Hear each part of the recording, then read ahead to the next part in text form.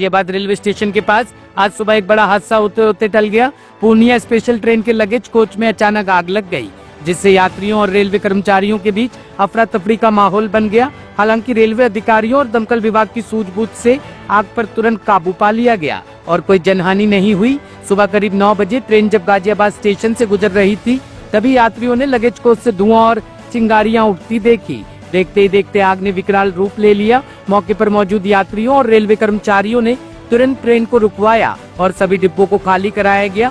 प्रत्यक्षदर्शियों का कहना है कि आग की लपटें इतनी तेज थी कि आसपास के यात्रियों में दहशत फैल गई।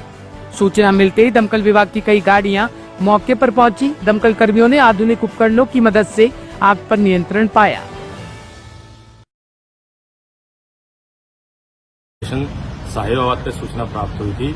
पूर्णिया आनंद विहार एक्सप्रेस ट्रेन है, उसमें एक डिब्बे में आग लगी हुई है। तत्काल हमारी दो गाड़ियां मैं एफएसओ फायर स्टेशन साहिबाबाद से घटनास्थल पर पहुंची। वहां जाके देखा तो लास्ट बोगी थी, जिसमें आधे भाग में जनरेटर था और आधे भाग में सामान लगेज भरा हुआ था, उसमें आग लगी थी। तत्काल उस पर फैलाते हुए आग बुझाना शुरू किया और लगभग 2 से ढाई घंटे की कड़ी मशक्कत के बाद आग को पूर्ण रूप से बुझाया गया। चूंकि डिब्बा चारों तरफ से बंद था, अंदर एंट्री धुएं के कारण मुश्किल हो रही थी। इसको देखते हुए दो साइड से काटते हुए और सामान हटाते हुए पूरा सामान निकाला गया और साथ ही आग को पूर्ण रूप से बुझा दिया गया। घटना में किसी प्रकार की कोई जनहानि नहीं है। दिल्ली के तिमारपुर थाना क्षेत्र के अंतर्गत सूरज घाट पर एक दर्दनाक घटना सामने आई है। यहाँ यमुना नदी में श्राद्ध तर्पण करने गए दिल्ली पुलिस के एएसआई संजय कुमार ठाकुर डूब गए। बुधवार सुबह करीब 9 बजे वह यमुना किनारे वजीराबाद पुल के पास सूरज घाट पहुंचे और घाट पर मौजूद पुजारियों व साधुओं को प्रणाम किया। इसके बाद वह नदी में तर्पण करने के लिए उतरे और फिर वापस बाहर नहीं आए। घाट पर मौजूद किसी ने उन्हें डूबते हुए नहीं देखा, लेकिन थोड़ी देर बाद उनके कपड़े और मोटरसाइकिल बाहर पड़े मिले। घटना के बाद से प्रशासन और गोताखोरों की टीम सर्चिंग ऑपरेशन में जुटी हुई है। पहले दिन स्थानीय गोताखोरों ने तलाशी अभियान चलाया, लेकिन सफलता नहीं मिली।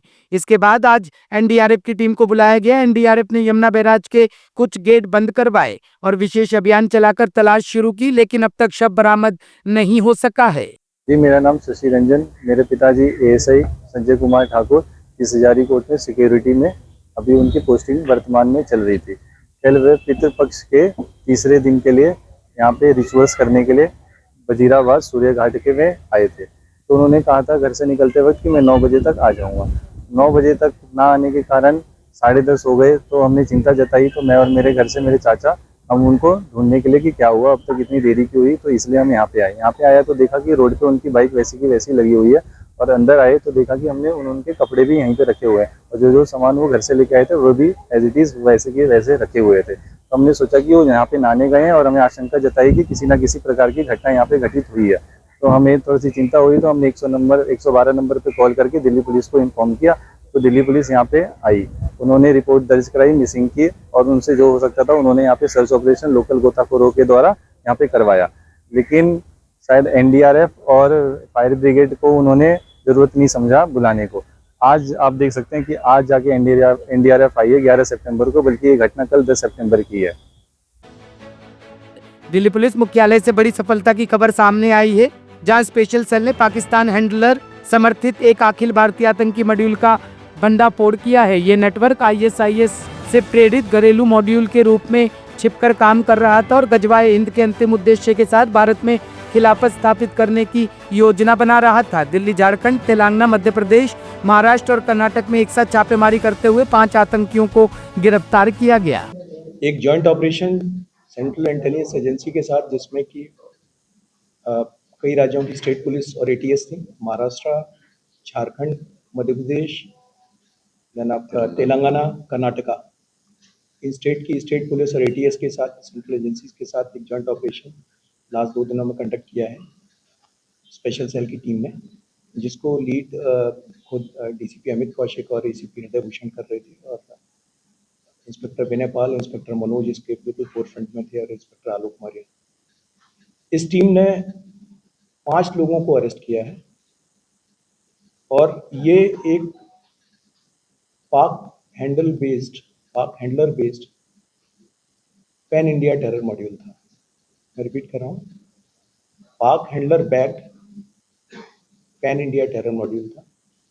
जो लोग अरेस्ट हुए हैं उसमें से झारखंड से हुए हैं, दिल्ली से 2 हुए हैं जो बेसिकली मुंबई के रहने वाले थे, एक तेलंगाना से हुआ है और एक मध्य प्रदेश में राजगढ़ से हुआ है। ये जो कैरेक्टर्स हैं इनके बारे में बताने से पहले थोड़ा-सा इनकी वो बताऊँगा कि क्या-क्या इनके पास से रिकवर हुआ है।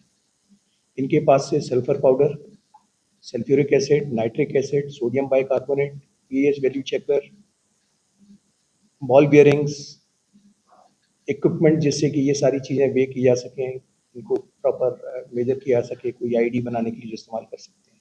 सेफ्टी ग्लव्स, रेस्पिरेटरी मास्क के फ्यूम्स होते हैं उनसे बचने के लिए, circuits, wires, motherboard, diode, laptop और मोबाइल फ़ोन प्लस वेपन्स और कार्ट्रिजेस ये मिले हैं।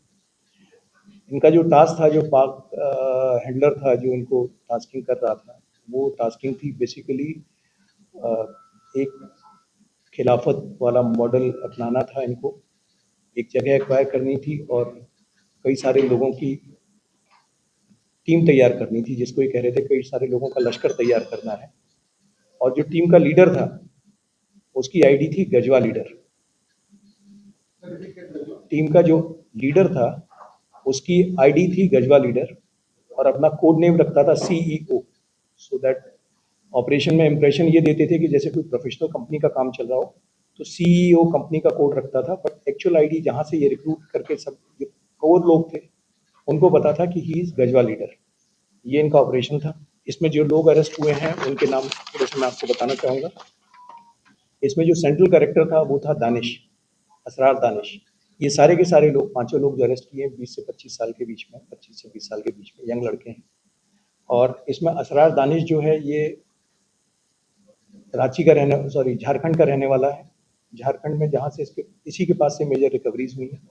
यही टच में था पाकिस्तान का जो हैंडलर है उसके टच में, और इसी ने सारे ग्रुप को जोड़ा था। इसी की ये गजवा लीडर वाली आईडी थी और इसी का सीईओ करके कहते थे।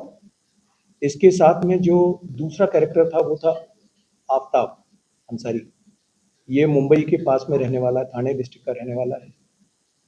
मीट का काम है इसका और इसकी टास्किंग थी टारगेटेड किलिंग्स की, जिसके लिए इसने कहीं से वेपन एक्वायर किए थे और वेपन एक्वायर करके जब ये वापस जाने वाला था दिल्ली से, तो उस टाइम पर इसको और इसके एसोसिएट सुफियान अबू बकर को अरेस्ट किया गया।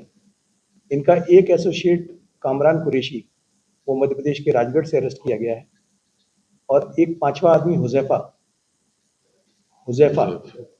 हुजैफा को गिरफ्तार किया गया है निजामाबाद से, तेलंगाना से, जो कि बेसिकली इनकी जो टास्किंग थी उसके तहत सब कुछ होम ग्रोन करना था, यही करना था ताकि लगे कि ये एक होम ग्रोन ऑपरेशन है। तो वेपन एक्वायर करना, इंक्लूडिंग आईडी बनाना, यहाँ तक कि कारतूस भी इनको कहा गया था कि आप अपने बनाने की कीजिए, तैयारी कीजिए, आईडीज बनाना, ये सारा काम ये लोग मिलके कर रहे थे। इनके पास से कुछ इंफॉर्मेटिंग ड्राइंग्स भी मिली हैं जो इस काम में ला रहे हैं।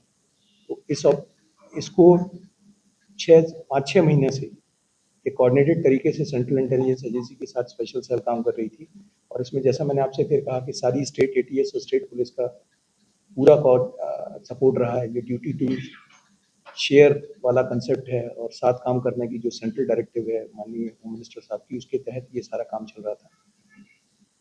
और इसीलिए इस ग्रुप को इससे के पहले ये कोई स्ट्राइक कर पाता या बड़ा एक्शन कर पाता, प्रीएम्प्ट कर दिया। ब्यूरो रिपोर्ट टीम तफ्तीश न्यूज।